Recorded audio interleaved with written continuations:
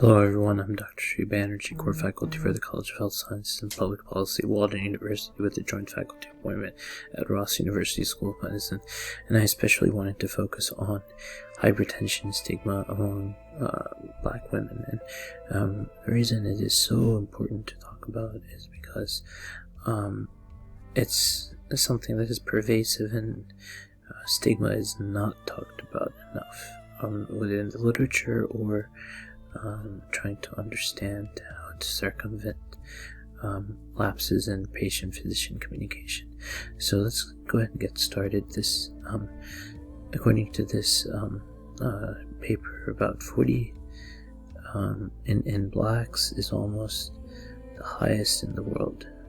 So the prevalence here is 46% experience stage 2 hypertension, which is greater than equal to 140/90, which is quite high, as compared to 42% of black men.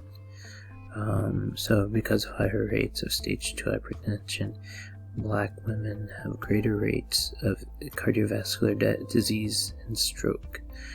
And for whatever reason, non-adherence to lifestyle modifications and antihypertensive medications alone didn't do much, and then understanding potential factors associated with poor adherence in the treatment group and negative health outcomes and stigma.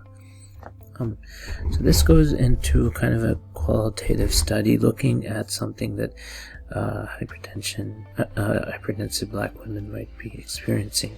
It was actually a 6-week self-management program, and they had to exercise their open-ended questionnaire, which is somewhat critical skills, and then 6 groups were held with 62 women.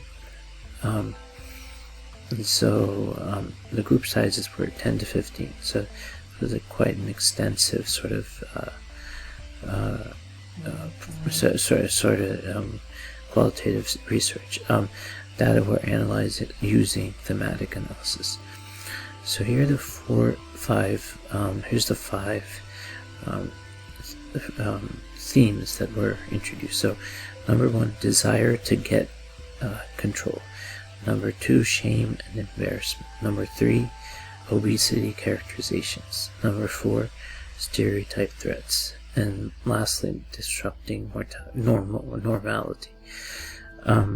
So during member checking, young participants were more vocal about stigma, whereas older participants did not view stigma as a problem. So hypertensive stigma would potentially deter adherence to high blood pressure treatment. Further research is needed to explore the prevalence of stigma. So the summary looks at it all, but effects of stigma you might want to look at. Stigma and hypertension, this is a good one as well. So go through this section and then take a look at the research, qualitative research design, and you should be able to potentially replicate the data on your own. So just take a look at this. This is beyond the course of this lecture, but some of these statements, for instance, most people associate high blood pressure with being overweight. It may only be my perception. However, I believe high blood pressure is associated with slothfulness and gluttony, as it is linked in the minds of others to diet and exercise.